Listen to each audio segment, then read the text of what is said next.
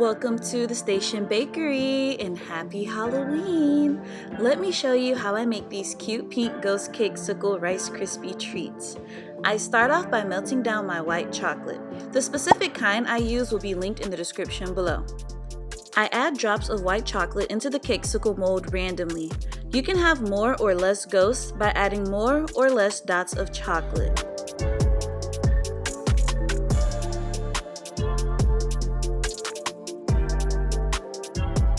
Using a cookie scribe, I am moving the chocolate around, making sure there are no air bubbles or holes in the chocolate, and then I'm taking my scribe and dragging out a bit of that chocolate to create the ghostly tails. You can also pull out a bit of chocolate to create little arms as well. As always, let your creativity fly. I'm going to set that aside and let the chocolate firm up. While the chocolate is setting, I melt down some white chocolate with melting crystals to thin out my chocolate.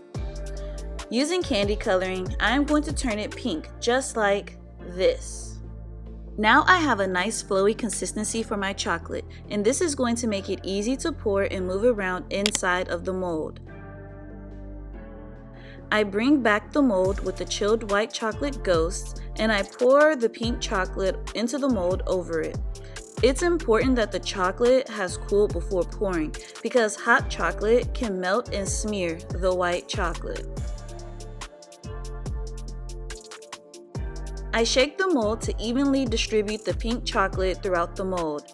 Then I let it set up in the freezer.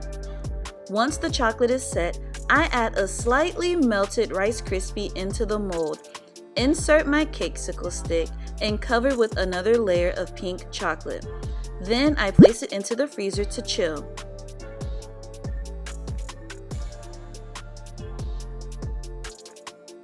Once chilled, I successfully remove the chocolate-covered Rice Krispie cakesicle from the mold by pulling away the sides and pressing up on the bottom of the mold. And this is what it looks like. Thumbs up if you like it so far. Now I am using some edible paint to outline my ghosts to make them pop out and boo you a little more. You'll be able to find this edible paint linked in the description below as well. I add my final touches to bring these ghosts back to life.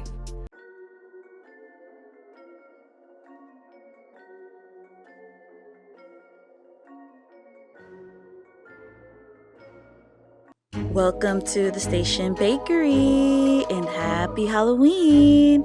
So let's make these candy kebabs. Start by popping some popcorn and set it to the side. Grab a jumbo marshmallow and use some edible paint to paint on some eyes and a mouth. Boo! Did I scare you? Drizzle some white chocolate and now we have a mummy marshmallow. Set that to the side to dry. Fill a mini mold with some white chocolate, then set it in the freezer and allow it to chill. Melt down some more white chocolate and color it orange, then coat the marshmallow with it. Scrape off the excess and set it to the side to dry. Pull out those white chocolate shells and now we're going to fill it with some edible cookie dough. This is just some cookies that I warmed in the microwave.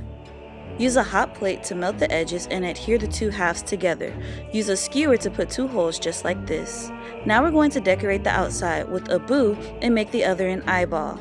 Don't they look so amazing? I'm really in love with that eyeball. Anyways, onto the orange coated marshmallows. Use edible paint to paint on a pumpkin face just like that. Set it to the side and let it chill. Back to the popcorn. Coat it with chocolate and sprinkles and whatever goodies you want. Let's start building our kebab. Slide on the pumpkin marshmallow, then glue on the popcorn. Set that to the side to let it set up. Take a folded candy strip and add it to the kebab. Take the mummy marshmallow and add it as well. Take some trolley crawler sour gummy worms and add those on top of the mummy marshmallow, and now take the cookie balls and glue that down with some white chocolate right on top just like this. Now the candy kebabs are complete, but stay tuned to watch how I package it. These are such a fun treat for Halloween and the kids will love it.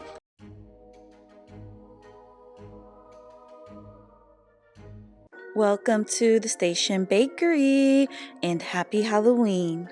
So to get started, I melted down some white chocolate. Then I used some candy coloring to color my chocolate orange, green, and purple. I shake it around to coat the mold, and then I pop it into the freezer to let it chill and set up. Then I fill it up with cake dough and cover with more of the colored chocolate. I use a spatula to spread it around and make the back smooth and let it set up.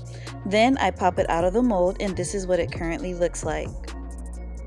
Now I'm using my edible paints to add on some extra details to make it look cute and kind of jungly and chic and fun and all that good stuff.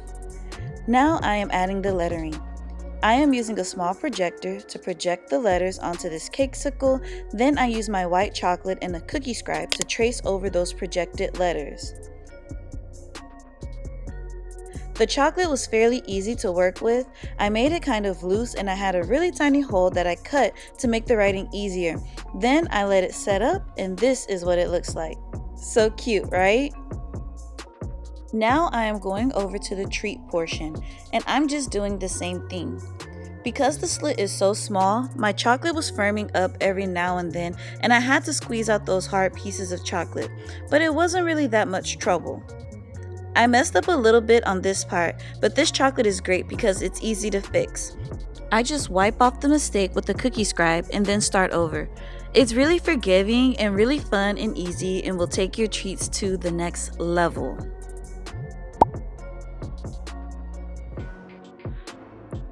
I add a question mark because, it's the question of Halloween, trick or treat. And this is what it looks like.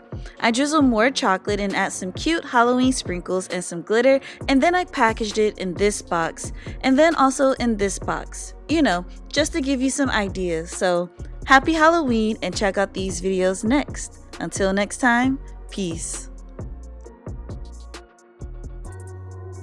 Welcome to the Station Bakery. Today I'm going to show you how to make these cute pumpkin hot chocolate bombs. I start by melting down white chocolate and I am adding orange and red candy coloring and a bit of yellow to get this nice deep pumpkin orange color. I add my colored chocolate into my hot chocolate bomb mold and I am using the back of my spoon to spread the chocolate around. I then shake it to fill in any spaces I might have missed and then I dump out the excess chocolate. This is very important in making this kind of hot chocolate bomb. The bottom center of the shells need to be thin, but not too thin that it melts when you touch it, but thin enough that we're going to be able to poke a hole in it. I let the chocolate chill, then I go in with my second coat. This time mainly focusing on making sure the edges are thick enough so they don't break when we adhere our halves together.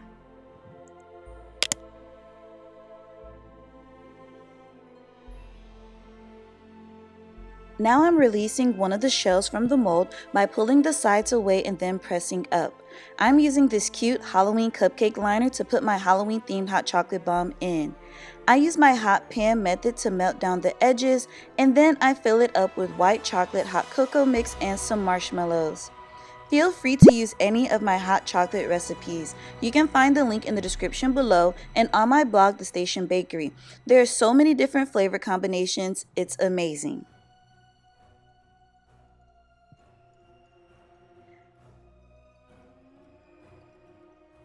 Now back over to the second half of the hot chocolate bomb mold. I am using this number 3 piping tip that I have heated up and I'm going to use the small circle part to poke a hole into the top of this hot chocolate bomb.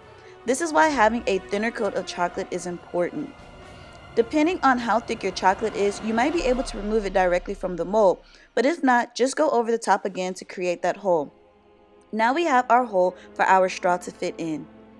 I melt down the top half and I attach it and we have a regular hot chocolate bomb with a hole in the top. I use a bag of melted chocolate and I push the stick down inside the hot chocolate bomb. I use the chocolate to adhere around the outside of the stick. A big thing to know about this is that if you thin your chocolate with melting wafers or any kind of oil, then this might not work for you. I tried this multiple ways and I found that the thinned out chocolate would hold for like a second but then break. I assume that the oils is what causes it to not be able to grip onto the straw. So when you are gluing your stick onto your hot chocolate bomb, use an unthinned chocolate. This is a very simple decoration. I am using black poppy paint. I am drawing 2 triangles for the eyes, then making the smile with teeth. This is a simple and versatile decoration, so you can make this face scary, cute, or funny, all of its teeth or missing teeth, whatever makes you happy. Now let's package this hot chocolate bomb. I am using these candy apple boxes with my hot chocolate bomb instruction tags. I have linked these and the paper box version in the description and on my blog, The Station Bakery, along with many other recipes, instruction tags, tutorials, and ideas.